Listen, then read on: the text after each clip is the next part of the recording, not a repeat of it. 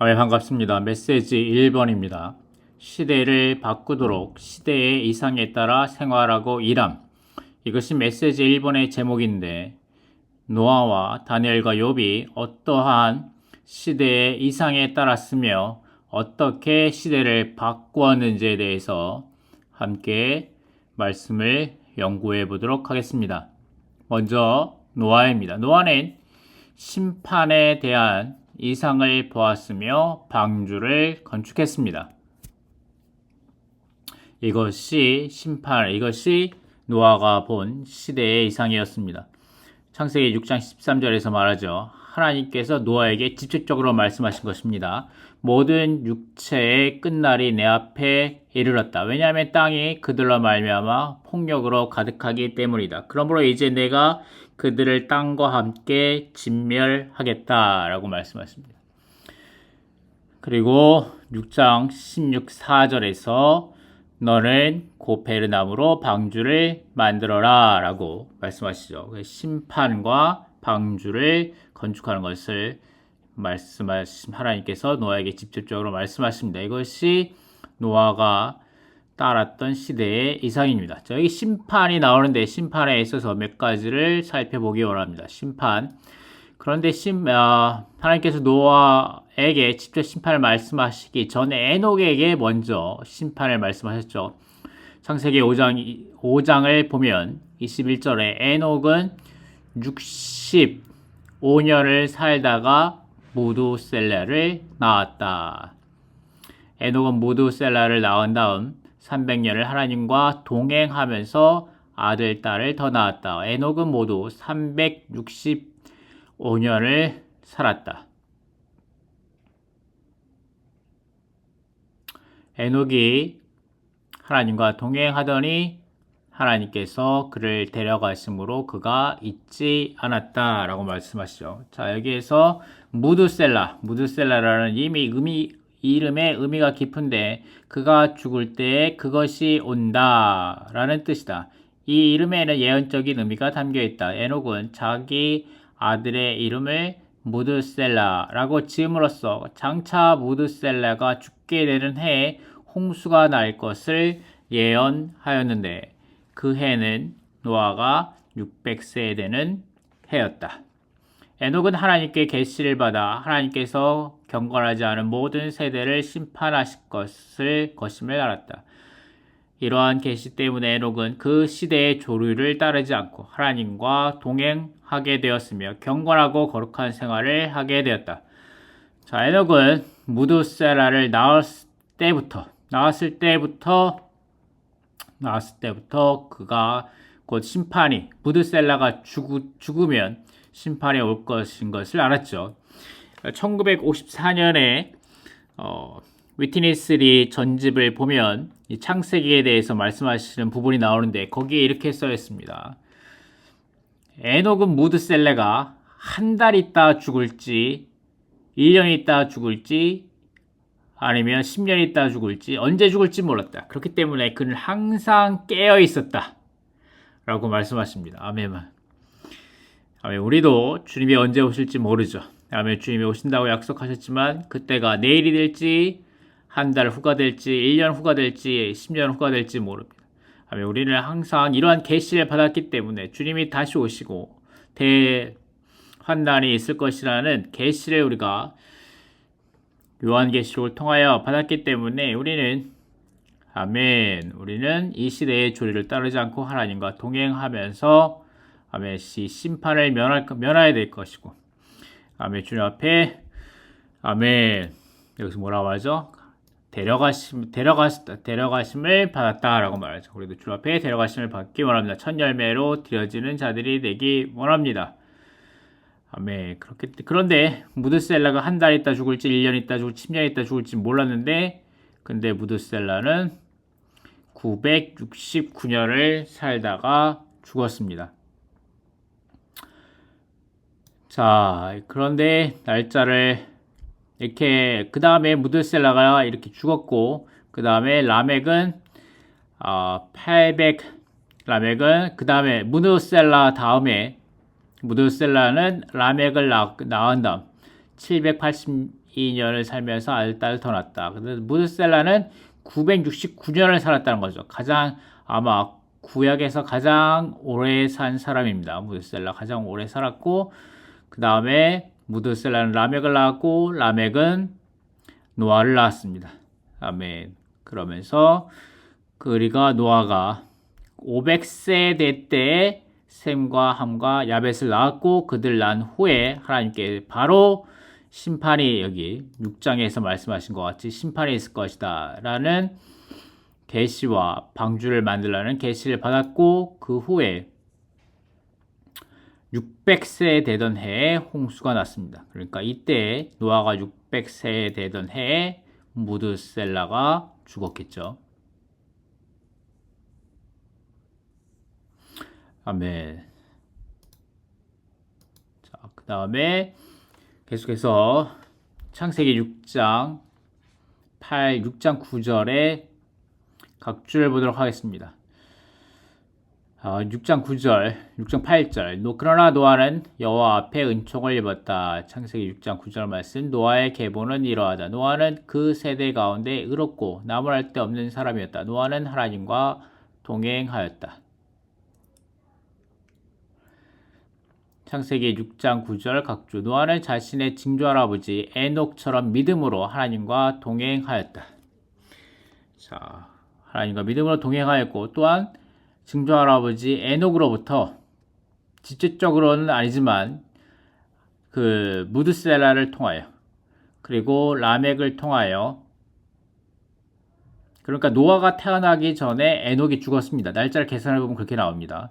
그런데 노아가 에녹으로부터 직접적으로는 아니지만 무드셀라를 할아버지를 통하여, 그리고 라멕을 통하여 심판이 있을 것이라는 얘기를 들었고, 그것이 또한 노아를 격려하여 에녹처럼, 징조할아버지 에녹처럼 믿음으로 하나님과 동행하도록 이끌었을 것입니다. 이 믿음은 하나님의 신성한 요소로서 노아 안으로 전달되고 주입되어 그가 믿도록 만드는 능력이 되었습니다. 그 결과 노아는 하나님의 의를 상속받는 사람과 전파하는 사람이 되어 그 당시 악한 세대에게 항변하였다. 노아의 의로 말미암아 하나님은 당시에 경건하지 않은 세대에게 심판을 집행할 수 있는 견고한 입지를 얻으셨다.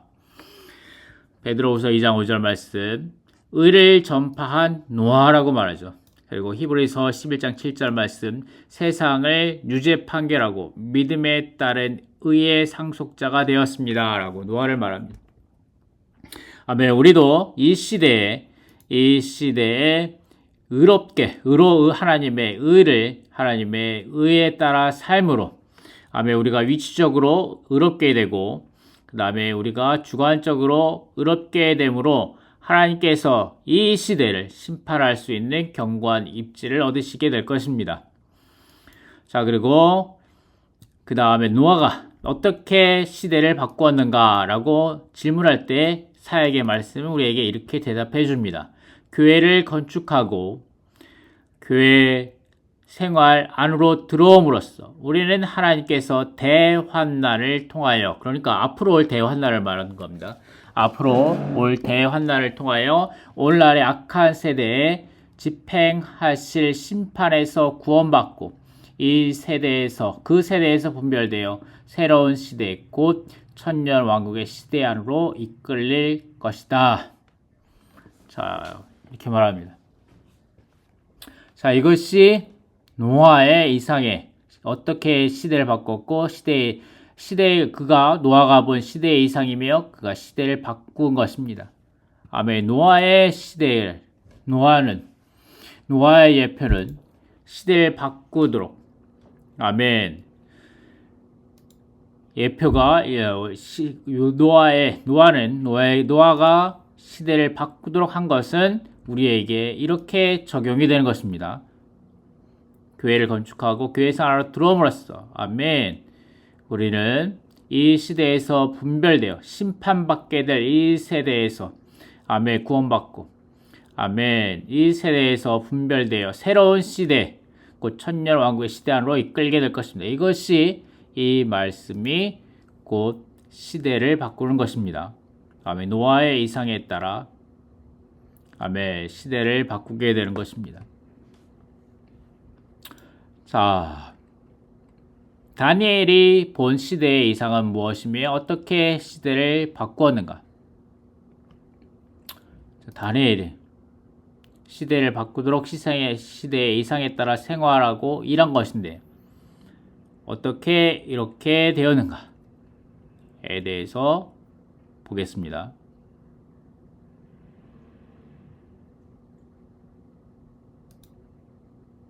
자, B번 다니엘에게서 우리는 아들 그리스도께서 하나님의 움직이심의 중심과 전부이시라는 것과 그 다음에 하나님의 영원한 경륜의 목표와 단체적인 그리스도 곧 이기는 이들과 함께 하시는 그리스도를 얻는 것임을 봅니다. 자, 그리스도께서 이것이 다니엘이 본 이상입니다. 시대의 이상입니다. 시대의 이상. 다니엘이 본 시대의 이상은 두 가지인데 아들 그리스도께서 하나님의 움직이심의 중심과 전부이시라는 것. 이것이 어디서 볼 수 있습니까? 다니엘서 10장 4절부터 9절까지에서 볼 수 있습니다. 이 땅 위에서 개요입니다. 이 땅 위에서의 하나님의 움직임의 중심과 전부이신 탁월하신 그리스도께서 다니엘에게 나타나심. 아멘. 자, 4번, 5번, 6번, 7번, 8번, 9번에서 볼 수 있죠. 9절에서 볼 수 있습니다. 아멘. 자, 4절 첫째 달 스무 나흔 날에 나는 히데겔이라 하는 큰 강가에 있었는데 내가 눈을 들어보니 세마포 옷을 입고 허리에 우바스 정금띠를 띤 사람이 있었다. 그분의 몸은 또한 녹주석 같고 그분의 얼굴은 번개의 모습 같으며 그분의 눈은 횃불 같고 그분의 팔과 발은 광낸 노시 빛나는 것 같으며 그분의 말소리는 무리의 소리 같았다. 나 다니엘만 홀로 이 이상을 보았고 나와 함께 있던 사람들은 그 이상을 보지 못하였다. 그들은 오히려 큰 공포에 휩싸인 채 도망하여 몸을 숨겼다. 그래서 나 홀로 남아 그 큰 이상을 보았다. 내 안에는 아무 힘도 남아 있지 않았고 내 얼굴색은 죽은 사람처럼 창백해졌다. 나는 힘이 조금도 남아있지 않았다. 그렇지만 나는 그분의 말소리를 들었고 그분의 말소리를 듣자 얼굴을 땅에 대고 깊은 잠에 빠졌다. 자, 이 말씀에 대한 해석은 여러분이 여기 각주를 찾아보든가 라이프 스타디를 보시던가 아니면 이번 주 다니엘 3주째 메시지 맞죠? 3주째 메시지 다니엘 편을 보시면 되겠습니다. 자, 그리고 하나님의 경륜의 목표가 단체적인 그리스도 곧 이기는 이들과 함께 하시는 그리스도 얻는 것임을 본다. 이것은 다니엘서 2장 35절에서 볼 수 있습니다. 다니엘서 2장 35절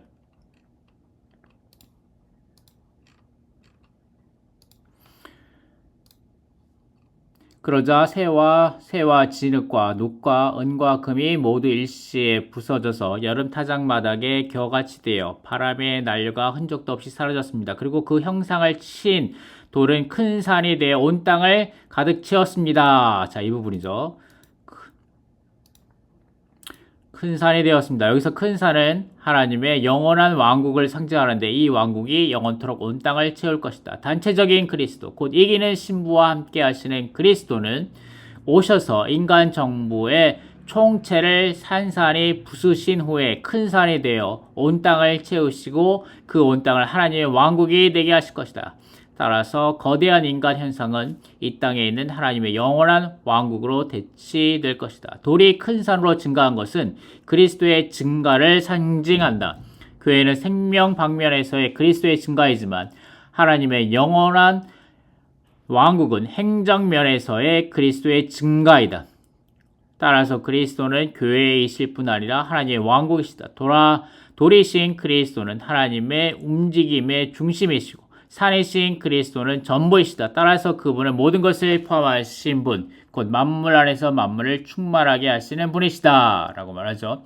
노아에서 이상은 무엇입니까? 방주, 곧 교회의 건축이죠. 생명의 방면에서의 그리스도인 교회의 증가였지만 다니엘에서의 이상은 무엇입니까? 아멘. 그것은 하나님의 영원한 왕국 행정 방면에서의 그리스도의 증가입니다. 이것이 다니엘이 본 이상이고 그가 이 인간 정부를 다 끝내고 하나님의 왕국으로 시대를 전환하게 될 것입니다. 거대한 인간의 형상은 다 끝나고 다 부서지고 인간 정부의 총체는 산산이 부서진 후에 이 땅에는 하나님의 영원한 왕국으로 대치될 것입니다. 이것이 시대를 전환하는 이상입니다. 이것이 시대를 바꾸는 이상이 되겠습니다. 이 형상이 다 무너지게 될 것입니다.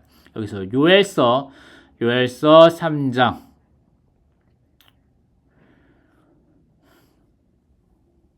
요엘서 맞죠? 예.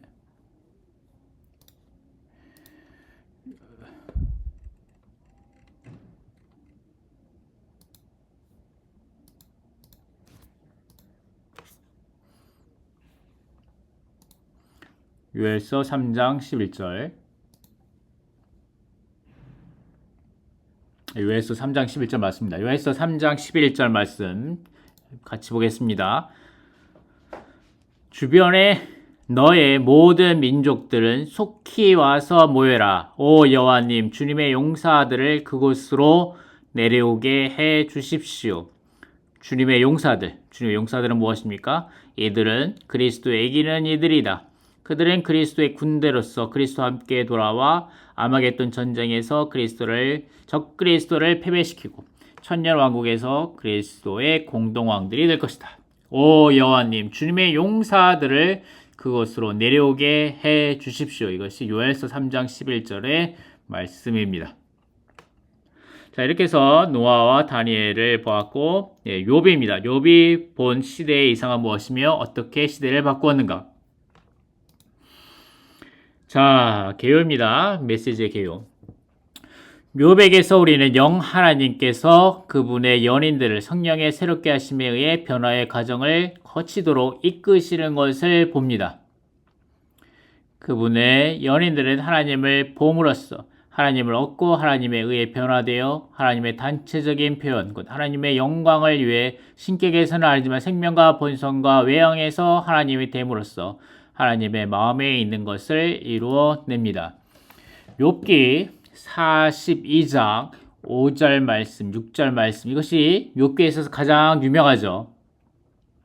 제가 주님에 대해 귀로만 들어봤으나 이제는 제 눈으로 주님을 배웠습니다. 그러기에 제 자신을 혐오하며 티끌과 제 가운데 회개합니다. 자, 이 말씀인데 각 줄을 한번 같이 읽어보도록 하겠습니다. 신약의 의미에서 하나님을 뵙는 것은 하나님을 얻는 것과 동일하다. 하나님을 얻는 것은 우리가 하나님으로 조성되도록 하나님의 요소와 생명과 본성을 받아들이는 것이다. 하나님에 의해 구속받고 거듭나고 거룩하게 되고 변화되고 같은 형상을 이루고 영광스럽게 된 그분의 모든 백성은 하나님의 얼굴을 뵐 것이다. 우리는 하나님을 뱀으로써 변화되는데, 왜냐하면 우리가 하나님을 뵐 때 그분의 요소를 우리 안으로 받아들이게 되고 우리의 옛 요소는 배출되기 때문이다. 이 신진대사의 과정이 변화이다. 하나님을 뵙는 것은 사람이신 그리스도의 영광스러운 형상으로 변화되는 것이며, 그 결과 우리는 하나님의 형상으로 그분을 표현하며, 그 결과 우리는 하나님의 생명으로 그분을 표현하며 하나님의 권위로 그분을 대표하게 된다. 자, 이것이 욥기 42장 5절 6절 말씀인데, 자, 지금 이번에 여러분이 특별히 관심 있게 보셔야 할 말씀은 이겁니다. 욥기 10장 2절 말씀입니다. 욥기 10장 2절 말씀. 하나님께서 하나님께 나 이렇게 아뢰었네. 저를 악하다 여기지 마시고 어찌하여 저와 겨루시는지 알려주십시오. 라고 말합니다. 알려주십시오. 하나님 왜 저와 겨루시는지 알려주십시오. 라고 말합니다. 자, 여기 사역의 말씀. 이것은 미노르첸 형제의 말씀인데, 메시지 5번을 전하신 미노르첸 형제의 말씀입니다. 그 당시 하나님께서 사람들에게 주신 계시는 어떤 것이었습니까? 초기적이고 아주 원시적인 형태의 계시였습니다. 그들도 제사를 드렸고 여러 가지 의식을 행했으며, 자, 욥기 1장 5절에서 이렇게 말하죠. 잔칫날이 지나가면 욥은 정가를 보내 그들을 거룩하게 하였다. 자기 자녀들이죠. 자기 자녀들이 잔칫날 파티를 막 즐기면 그들이 혹시나 죄를 지었을까봐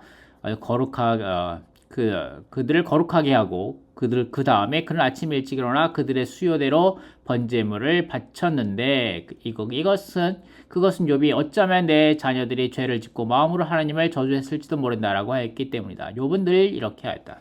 제사를 드렸다는 거죠. 번제 제사를 드렸다. 한 분의 하나님의 계시다는 것을 알았다는 거죠. 욥은 제사도 드리고 여러 가지 의식도 했고 하나님의 한 분의 하나님의 계시다는 것도 알고 있었는데, 아브라함과 동시대의 사람으로서 그랬다는 거죠. 아브라함과 동시대의 사람으로서 욥은 이렇게 하였습니다.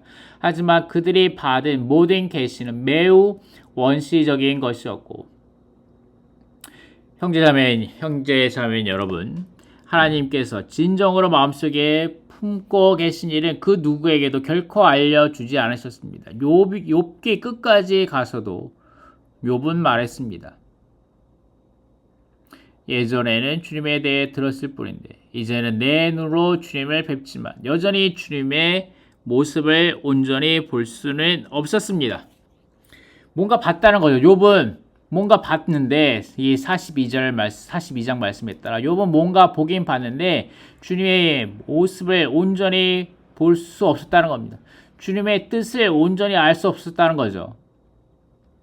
그래서 민으로 채우지 말고 재밌게 말씀하시는데 이렇게 말씀하십니다. 미안합니다, 욥님, 욥 형제여. 미안합니다, 욥. 당신은 여전히 온전히 볼 수 없었습니다. 욥, 당신은 뭔가 봤다고 얘기는 했지만, 42장에서 뭔가 봤다고 얘기는 하셨지만 당신은 뭔가 온전히 전체적으로 완전히 보지 못했습니다. 对不起，约伯也看不见多少 라고, 이렇게 당신은 그렇게 많이 보지 못했습니다. 미안합니다. 내가 욥에 대해서 이렇게 말해서 욥님 당신께 미안합니다 라고 말한 거죠. 자, 여기에서 또 그러면 어떻게 되는가? 어떻게 욥은 볼 수 있고 우리는 어떻게 볼 수 있는가? 골로새서에서 말씀이 나옵니다. 우리는 신약에 와야 되고 바울에게 와야 됩니다. 계시는 점진적으로 열려집니다. 골로새서 1장 9절부터 보겠습니다. 그러므로 우리도 그 소식을 들은 날부터 여러분을 위하여 끊임없이 기도하며 구하고 있습니다. 우리는 여러분이 모든 영적인 지혜와 총명으로 하나님의 뜻을 온전히 알게 바라며, 하나님의 뜻이 무엇입니까? 그것을 온전히 알게 바란다고 바울이 골로새 교회에 편지 쓴 거죠. 이제 나는 여러분을 위하여 받은 나의 고난을 기뻐하며 그리스도의 몸인 교회를 위하여 그리스도의 남은 고난을 내 육체에 채웁니다. 여러분을 위하여 하나님께서 나에게 주신 청지기 직분을 따라 내가 교회의 사역자가 된 것은 무엇입니까? 하나님의 말씀을 완성하기 위한 것입니다. 하나님의 말씀.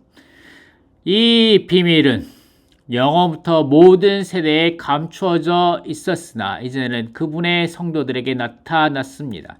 하나님은 이 비밀의 영광이 이방인들 가운데 얼마나 풍성한지를 성도들에게 알리기 원하셨습니다. 이 비밀은 여러분 안에 계신 그리스도인데 곧 영광의 소망입니다. 그리고 그리스도의 비밀인 교회이죠. 자, 욥기 3장 13절에서 또 이렇게 말합니다. 아까 읽었던 것은 욥기 10장 2절 말씀이고, 어찌하여 저와 겨루시는지를 알려주십시오 라고 말하는 10장 2절 말씀이고, 10장 13절 말씀에서 이렇게 말하죠. 그러나 주님은 이러한 일들을 주님 마음속에 감추셨습니다.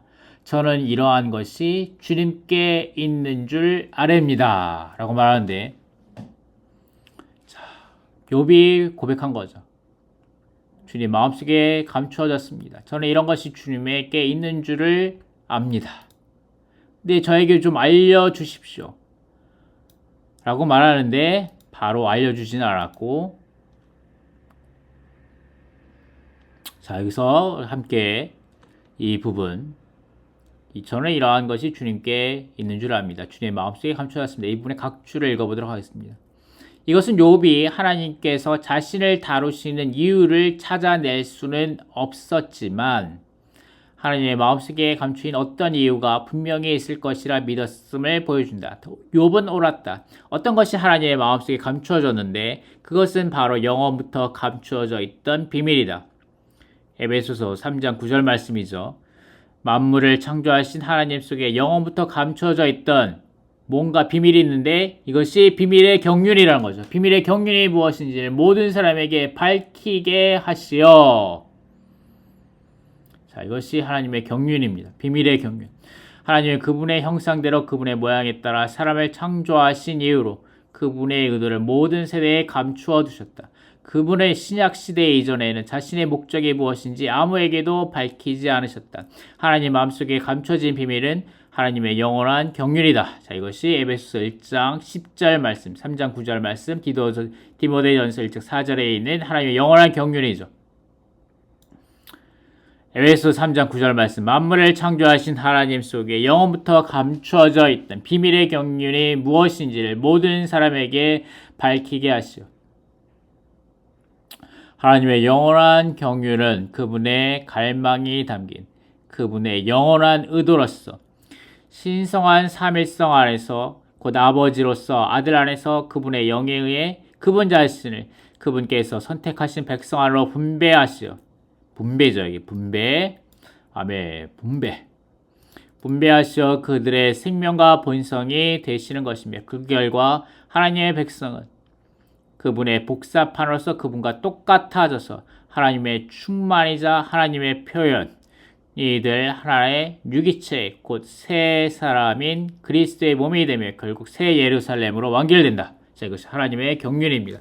아멘. 이것이 신약의 말씀을 통하여 우리에게 분명히 계시되었습니다. 밝혀졌습니다.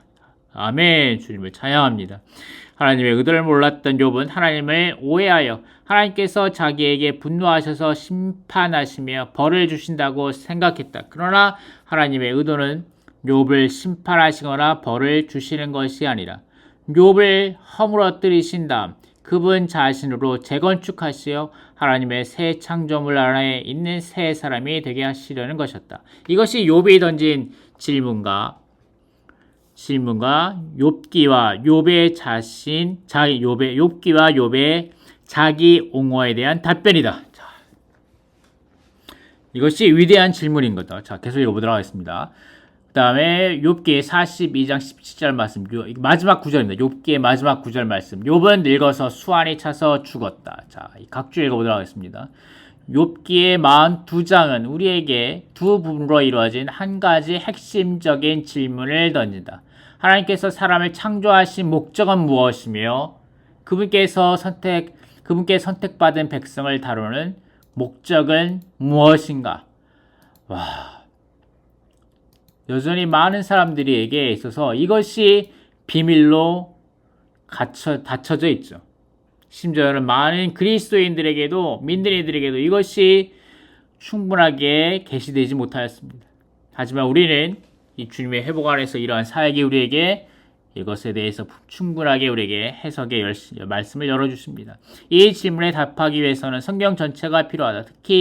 특별히 신약은 욥기의 이 질문에 대한 장문의 답변이다.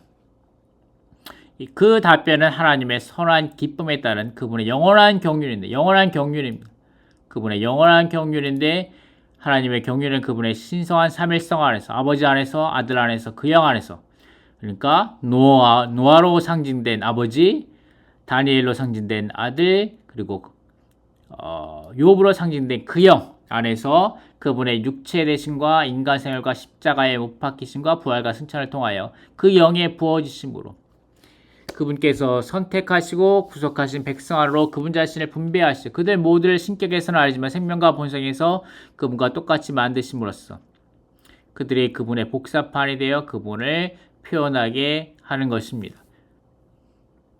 이것이 영원한 경륜의 내용이죠. 이러한 신성한 분배의 산출물은 그리스도의 몸이자 새 사람이신 그리스도의 몸이자 새 사람이자 삼위 하나님의 유기체인 교회이다. 이 유기체는 새 예루살렘으로 최종 완결되는데 새 예루살렘은 하나님의 육체 되심의 확대와 증가의 충만한 최종 완결, 곧 삼위 하나님의 충만으로서 그분께서 인성과 연합된 그분의 신성화 안에서 영원토록 그분 자신을 단체적으로 표현하시기 위한 것입니다. 이것이 신약 안에 있는 신성한 계시로서 욥이 겪은 고난에 대한 그리고 하나님께서 사람을 창조하신 목적과 그분께서 선택하신 백성을 다루시는 목적에 관한 위대한 질문의 위대한 답변입니다. 할렐루야. 우리에게 이러한 위대한 답변이 주어졌음을 감사합니다. 누가복음 12장 47절 말씀. 자, 이것을 보기 전에 한 가지 재미있는 그림을 하나 여러분에게 보여드리도록 하겠습니다. 자, 이것이 일반 기독교에서 만들어진 그림인데 여기 욥기에 대해서 글과 그림을 아주 잘 만들어놨죠. 예쁘게 잘 디자인해 놓았는데 자, 등장인물이 있고 등장인물 욥기, 엘리바스, 빌닷, 소발, 엘리후라고 이렇게 있고 그 다음에 핵심 단어 고난, 주권. 핵심 단어가 고난과 주권인데 고난은 영문도 모르고 고난을 당하는 의인인 욥을 통하여 참 신앙인의 모습을 보여준다. 고난을 당하는 신앙인인가? 자, 그리고 주권, 이 세상을 다스리시고 결정하시는 하나님에 대한 인간의 부담을 보여준다. 근데 자, 여기에서 핵심 메시지가 무엇인지, 일반 기독교에서 말하는 핵심 메시지가 무엇인지를 보도록 하겠습니다. 우리가 이해할 수 없는 고난이 있으며 동시에 모든 고난에는 끝이 있다. 모든 고난은 끝이 아니라 하나의 과정에 불과하다. 고난은 하나님을 향해 더 가까이 나아가는 다리 역할을 해준다. 자, 이것이 기독교에 있어서의 이해입니다. 이것이 이해. 이 정도가 한계입니다. 아멘. 그들의 일반 기독교인들에게 영과 혼의 분별도 부족하고 생명에 있어서의 인식과 체험도 부족하기 때문에 이 정도밖에 말할 수 없는 거죠. 하지만 우리에게는 하나님의 영원한 경륜이 우리에게 계시되었습니다. 아멘. 하나님의 영원한 경륜은 삼위 하나님께서 세 부분이 된 사람 안으로 그분 자신을 생명과 본성과 그리고 표현으로서 우리에게 분배하시는 것입니다. 신성한 생명을 우리 안으로 분배하시어 그분과 똑같은 삼위 하나님 사람을 얻으시는 것입니다. 그것은 곧 새 예루살렘으로 최종 완결될 것입니다. 이것이 우리에게 계시되었습니다. 아멘. 누가복음 12장 47절 48절 말씀이죠. 주님의 뜻을 알고도 예비하지 않았거나 그 뜻대로 행하지 않은 노예는 매를 많이 맞을 것입니다. 그러나 알지 못하고 매 맞을 일을 한 노예는 매를 적게 맞을 것입니다. 많이 준 사람에게는 많이 요구할 것이고 많이 맡긴 혹은 위임한 사람에게는 더 많이 요구할 것입니다. 라고 말합니다. 주님이 우리의 회복 안에 있는 형제자매님들에게 많은 것을 맡기셨습니다. 많은 것을 위탁하셨고 많은 것을 위임하셨습니다. 아멘. 우리가 이러한 생명을 안에서 자라고 생명의 사역을 생명의 말씀의 사역을 할 수 있도록 생명을 삼위 하나님을 분배하여 하나님의 경륜을 이루도록 아멘. 우리에게 말씀의 사역을 우리에게 위탁하셨습니다. 그리고 우리에게 주의 회복 안에 있는 형제자매들에게 더 많은 것을 요구하시게 될 것입니다. 자, 이러한 말씀들이 여기에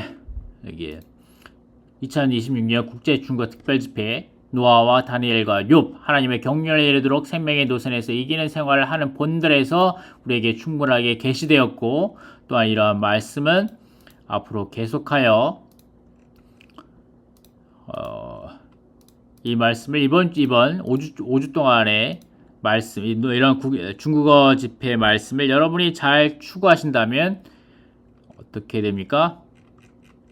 그 다음은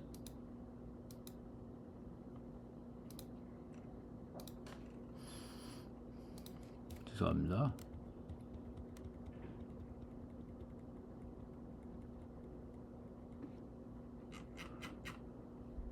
그 다음은 여러분들이 보시게 될 아이테러 말씀입니다.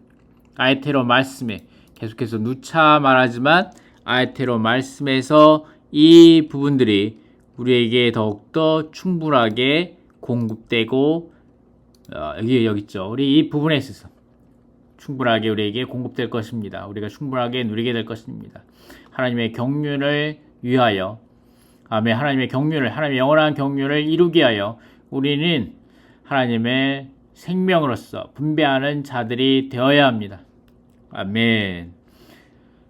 하나님의 의에 따라 하나님의 거룩함을 통하여 하나님의 영광에 이르도록 생명으로 살아 세 부분으로 된 사람들 안으로 분배하는 말씀의 사역을 하는 사람들이 될 것입니다. 아멘. 여기까지 멈추겠습니다. 이것이 이 세 사람 노아와 다니엘과 욥이 따랐던 시대의 이상이며 좀 더 남았네요. 좀 더 남았는데 죄송합니다. 자, 이것이 욥이 보았던 거고, 그런데 계속해서 조금 더 보겠습니다. 욥기 4장 8절 말씀. 내가 보아온 바로는 죄악을 일구는 이와 괴로움을 입삼는 이는 똑같은 것을 거두기 마련입니다. 라고 말하는데,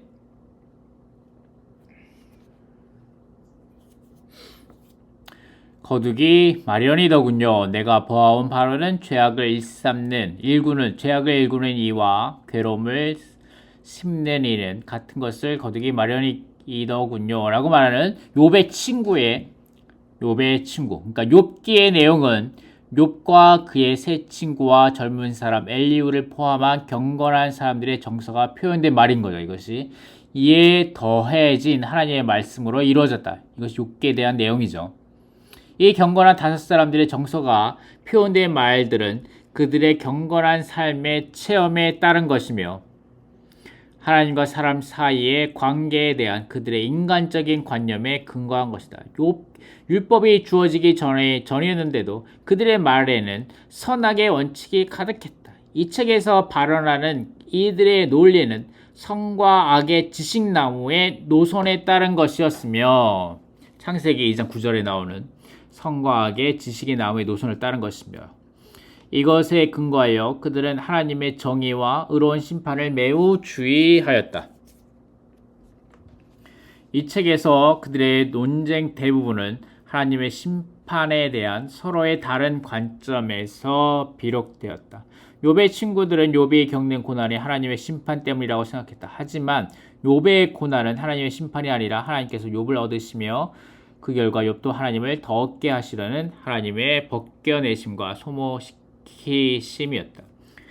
욥과 그의 세 친구와 엘리후가 한 말은 사람에 대한 하나님의 목적과 상충되나 하나님의 영의 영감 아래 기록되었는데, 이것은 5명의 경건한 사람들이 하나님에 대해 잘못 알고 있는 것을 폭로하시려는 하나님의 목적을 이루기 위한 것이다. 그 결과 사람은 빛비춤을 받아 하나님께서 마음에 갈망하시는 선한 기쁨을 따라 하나님으로 충만하여 하나님을 표현해야 하며 자신의 올곧음과 순전함으로 자신의 온전함을 표현해서는 안 된다는 것을 깨닫게 된다. 자, 여기에 선과 악의 지식나무의 노선을 따른 내용이 있고, 그 다음에 또 이게 무엇이 있습니까? 욥기 3장 1절 말씀. 그 후에 욥은 입을 열어 자신이 태어난 날을 저주하였다라고 말하죠. 자기가 태어난 날을 저주하였다. 욥은 자신이 온전하고 올곧으며 순전하였는데도 자기 소유와 자녀들 위해 재난이 닥치고 자기 몸에 몹쓸 질병이 생긴 것을 두고 극도로 당황하여 혼란스러워하며 심란해하였다. 욥이 자기가 태어난 날을 저주한 것은 자기 어머니를 저주한 것과 마찬가지였으며, 이때 그는 결코 온전하거나 올곧지 못하였고 자신의 순전함을 지키지도 못하였다. 오히려 그의 순전함은 파탄에 이르렀다.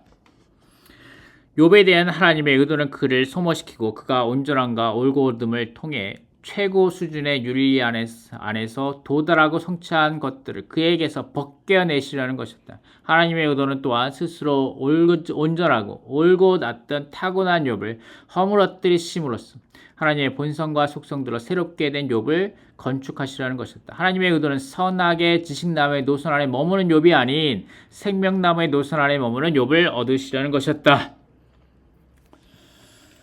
결국 하나님의 의도는 욥을 하나님의 사람, 곧 하나님의 체현이신 그리스도로 충만하여 하나님의 충만이 됨으로써 그리스도 안에서 하나님을 표현하는 사람으로 만드시려는 것이었다. 이러한 하나님의 사람은 하나님의 경륜에 따라 하나님으로 조성된 사람으로서 결코 어떤 괴로움이나 문제 때문에 심란해져 자신의 출생을 저주하거나 사는 것보다 죽는 것이 낫다고 여기지 않는다. 아멘. 자, 그렇기 때문에 이것이 메시지 4번 욥과 두나무, 그 다음 메시지 5번 욥에 대한 하나님의 의도, 선한 사람이 하나님 사람이 됨이라는 메시지에 대한 내용이죠. 하나님의 의도는 하나님께서 욥에 가진 의도는 무엇입니까? 아멘. 욥으로 하여금 굿맨, 착한 사람이 되는 것이 아니라 이 굿에서 또 오를 하나 빼서 갓이 되어야 합니다. 갓맨 시대는 이것이 빼는 것, 영을 하나 빼는 것, 오를 하나 빼는 것, 이것이 무엇입니까? 벗겨짐과, 여기서 말하죠. 벗겨짐과 소모시키십니다. 하나님의 벗겨내심과 소모시킴으로 어떻게 됩니까? 이 굿맨이 이 오가 하나 딱 빠져서 갓맨이 됩니다. 갓맨. 갓맨이 되는 겁니다. 굿맨이 갓맨이 되기 위해서는 어떻게 합니까? 벗겨짐과 소모시키심이 필요합니다. 이것을 익혀야 되므로 아멘. 욥은 선악 지식의 노선 안에서 생명나무의 노선 안으로 옮겨지게 되는 것입니다. 자, 여기에서 한 가지 개요, 1주째 말씀 개요에서 로마서 5번에서 이 말씀이 있는데 아주 흥미롭습니다. 그때 여호와께서 욥에게 응답하여 말씀하셨다. 그러자 욥이 여호와께 응답하여 말하였다라고 말하면서 여호와께서 욥을 사로잡혔던 데서 돌아오게 하시고라고 말하는데 이 개요에 이 말씀이 있습니다. 개요에 로마서 첫 번째 주 메시지 로마서 5번에 개요에 이 말씀이 있는데 여호와께서 욥을 사로잡혔던 데서 돌아오게 하시고, 자, 여러분이 이 말씀을 어떻게 생각하십니까? 1주째 메시지, 첫 번째 주 메시지의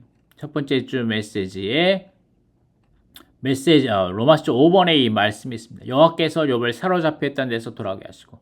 자, 이 부분에 대한 욥기 라이프 스타디를 보면 이렇게 나옵니다. 우선은 개역 성경에서는 이렇게 말하는데 욥의 공경을 돌이키시고, 하나님께서 욥의 공경들을 돌이키시고라고 욥기 개역 성경에서 이렇게 말하고 중국어 성경도 비슷하게 말합니다. 어려운 환경에서 돌이키시라고 말하고, 그런데 영어 회복력에서는 뭐라고 말하냐? 영어 회복력에서는 그들이 욥의 포로된 captivity, 욥이 포로된 데에서, 사로잡혔던 데에서 돌아오게 하셨다라고 말합니다. 이 한국어 회복력하고 비슷하게 말하죠. 영어 회복력이.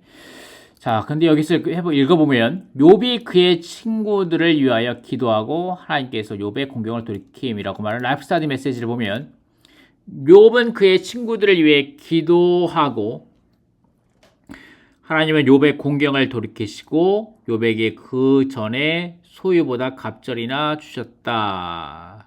그의 모든 친척들과 친지들이 와서 그의 집에서 그와 함께 빵을 먹었으며 그에게 임했던 모든 불행에 대해 그를 위로하고 안위하였고 그에게 얼마간의 선물을 주었다. 욥은 공경에 처해 있었으며 사단에게 사로잡혀 그의 일상적인 상황에서 벗어나 있었다. 하나님은 욥의 공경을 돌이키셨으며 욥을 물질적인 축복들로 축복하셨다라고 말하는데, 자, 이 라이프 스타디의 내용은 이 개역 성경 내용과 비슷하죠. 욥의 공경을 돌이키시고, 하지만 이 다른 라이프 스타디를 좀 더 찾아보고 해서 연구해 보면 이 구절, 이 욥이 사로잡혔던 데서 돌아오게 하시고라는 것을 좀 더 깊이 있게 볼 수 있다고 생각합니다. 깊이 있게. 자, 1주 6일절 말씀을 보면 욥의 체험은 신성한 경륜의 한 단계였다. 이러한 상황에서 하나님은 욥에게서 무언가를 성취하기 위해 어떤 단계를 취하셨다. 사단의 첫 번째 공격 이전에 욥은 만족하는 사람이었다. 결국 욥의 소유와 건강과 완전함은 벗겨지고 소모되었다. 하나님의 의도는 욥이 하나님을 더 깊이 추구하도록 이끄심으로 그분의 복을 얻고 자신의 순전함과 온전함으로 무언가를 성취하는 대신에 그분 자신을 얻게 하시려는 것이었다. 욥은 자신이 얻은 물질적인 것들과 윤리적인 성취들에서 거둔 성공의 영역 안에서 만족했지만 하나님께 속한 것은 아무것도 없었다. 그러므로 하나님은 욥을 또 다른 영역으로 이끄셔서 그가 하나님을 얻을 수 있도록 하셨다. 자, 그리고 욥기 라이프 스터디 메시지 12번을 보면 일상생활 가운데서 우리는 선악의 지식나무의 영역 안에 있어서는 안 되고 생명 주시는 영의 영역 안에 있어야 한다라고 말하고, 자, 그 다음에 여기에서 라이프 스터디 욥기 라이프 스터디 메시지 31번에 보면 우리 모두는 오늘날 서로 다른 두 영역, 곧 옛 창조물의 영역과 새 창조물의 영역이 있음을 깨달아야 한다. 옛 창조물의 영역은 타고난 것들에 속한 영역이고 새 창조물의 영역은 신성한 것들에 속한 영역이다. 우리는 옛 창조물, 곧 타고난 영역 안으로 태어났지만 하나님은 우리가 신성해지기를 원하신다. 이를 위해 우리에게는 하나의 커다란 옮겨짐이 필요하다. 즉 우리는 아담에게서 나와 그리스도 안으로 옮겨져야 한다. 이런 옮겨짐이 첫 번째 방면은 거듭남이다. 우리는 거듭나야 하고 그 다음 새롭게 되어야 한다.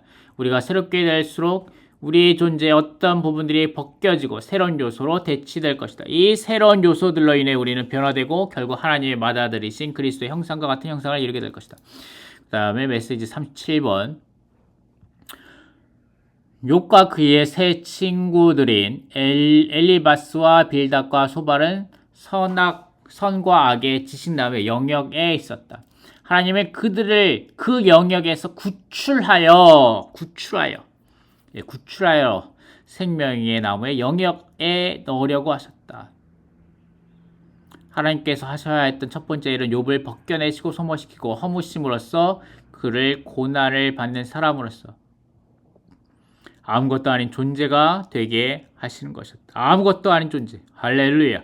아무것도 아닌 존재가 되게 하시는 것이었습니다. 이것은 하나님께서 욥을 신성한 삼일성으로 재건축하시는 기초가 되었습니다. 기초. 그 결과 욥은 하나님의 표현을 위해 하나님의 영원한 경륜을 완성하도록 하는 하나님의 새 창조물의 일부인 새 사람이 될 수 있었다. 메시지 4번, 라이프 스토리 메시지 4번. 욥과 그의 친구들은 선과 악의 영역, 곧 인간의 순전함을 장려하는 영역 안에 있었다. 그들은 올바른 영역, 곧 생명나무의 영역 안으로 들어갈 필요가 있었다. 그들은 생명나무로 돌아가야 했으며 생명나무가 그들의 해답이었다. 순전함의 정점에 도달하려고 애쓰는 대신 욥은 최선을 다해 전적으로 하나님을 추구하고 인격이신 그리스도를 추구해야 했다. 욥은 그러한 정점을 향했어야 했다. 인간의 순전함의 정점은 그가 향했어야 하는 방향이 아니었다. 자, 이러한 방향에서 돌아가야 했다는 거죠. 생명나무로 돌아가야 했다. 우리는 성경 전체가 하나님의 영원한 경륜에 관한 책임을 알아야 한다. 하나님의 경륜 안에서 그분의 의도는 그분 자신을 우리 안으로 분배하심으로 우리의 생명과 본성이 되시오. 우리가 그분을 표현할 수 있도록 생명과 본성에서 그분과 똑같이 되게 하시는 것이었다. 하나님께서 욥을 벗겨내시고 소모시키신 것은 욥을 허물어뜨리심으로써 하나님께서 그분 자신으로 욥을 재건축할 수 있는 기초와 길을 얻으시오. 욥이 하나님 사람이 되게 하시라는 것이었다. 이것이 바로 우리가 욥기를 연구하면서 얻어야 하는 것이다. 자, 이렇게 이 말씀들을 다 함께 두고 볼 때, 자, 하나님의 의도는 욥이 하나님을 더 깊이 추구하도록 이끄심으로 욥은 하나님을 또 다른 영역으로 이끄셔서, 자, 그 다음에 커다란 옮겨짐이 필요했다. 그 다음에 그 영역에서 구출하여, 그 다음에 생명나무로 돌아가야 했으며 라는 이런 것들, 그가 향했던 방향이 아니었다. 이런 것들을 볼 때, 자, 이 말씀 다시 봅니다. 여호와께서 욥을 사로잡혔던 데서 돌아오게 하시고 라고, 자, 이 말씀을 이렇게 개요에 이렇게 써 있고, 로마 숫자 5번에 개요에 써 있고, 그 다음 밑에 A번이 이렇게 있는 것을 볼 때, 자, 여러분들은 욥이 사로잡혔던 데서 돌아오게 하시고 라는 이 말씀 구절이 그냥 단순하게 욥이 뭐 고난받고 뭐 소유 재산을 잃고 자녀들을 잃고 몸이 아프게 되고 이런 것들에서 공경에서 어려운 환경에서 다만 돌아왔던 것을 그런 것에서 다만 이 말씀처럼 공경에서 돌이키게 하셨다, 뭐 돌아오게 하셨다라는 거, 그거 그렇게만 해석할 뿐만 아니라 더 깊이 있게 욥이 사로잡혔던 데가 무엇입니까? 그러면 어떻게 볼 수 있습니까? 무엇에? 선악 지식의 나무에서 사로잡혔다는 겁니다. 옳고 그름의 영역. 선악 지식의 나무에서 사로잡혔던 데에서 어디로 돌아오게 하신 것입니까? 어디로? 생명나무로 돌아오게 하시는 것입니다. 이렇게도 볼 수 있다라는 것이 이 계율을 작성하신 형제님의 뜻이 아니었을까라고 제 나름대로 어렴풋하게 짐작해 보는 것입니다. 이것이 맞다 틀리다는 것은 아니고 여러분도 한번 주님 앞에서 두고 기도해 보시기 바랍니다. 그렇기 때문에 욥의 친구들의 논리는 선악의 지식나무의 노선에 따른 것이었는데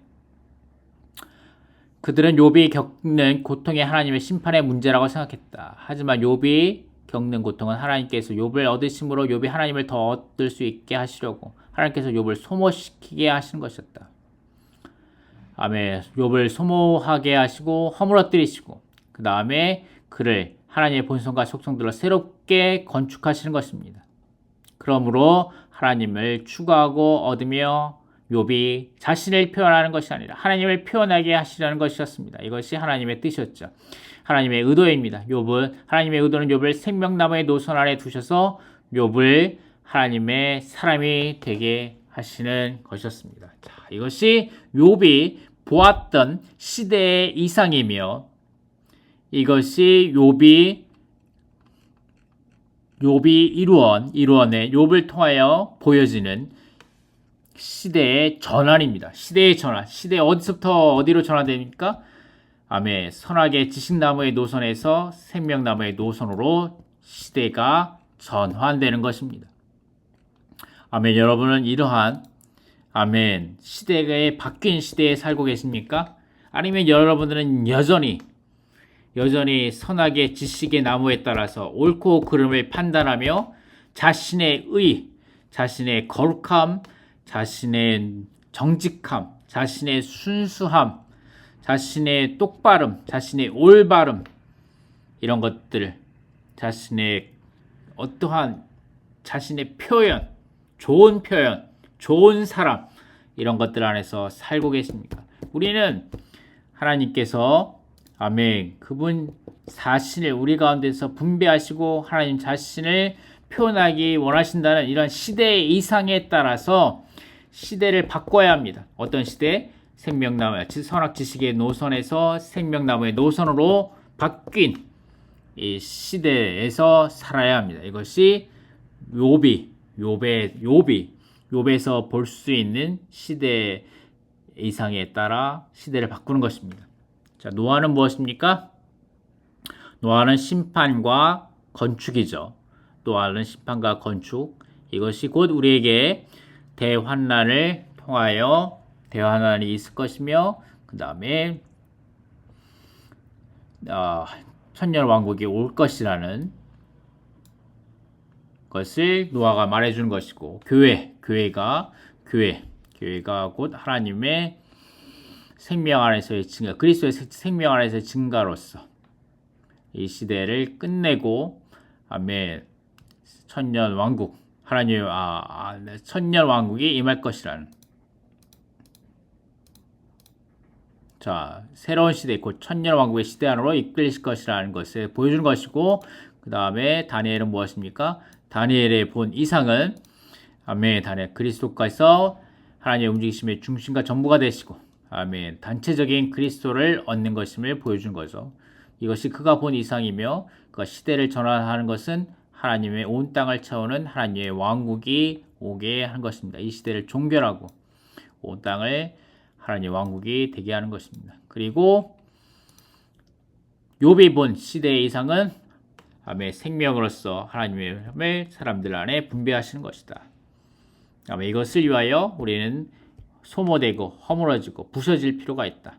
이것이 이 시대의 이상이며 시대의 흐름을 바꾸는 것은 무엇입니까? 시대를 바꾸는 것은 무엇입니까? 지식 노선의 선악 지식의 나무의 노선에서 그다음에 우리는 생명나무의 노선으로 바뀌는 것입니다. 아멘. 할렐루야. 감사합니다. 다음 시간에 계속해서 생활하고 일하는 방면에 있어서 우리는 보도록 하겠습니다. 생활하고 일. 자, 노아와 다니엘과 욥이 어떻게 생활하고 어떻게 일했는가에 대해서 그렇게 길지는 않을 것입니다. 자, 이것을 추가로 보도록 하겠습니다. 감사합니다.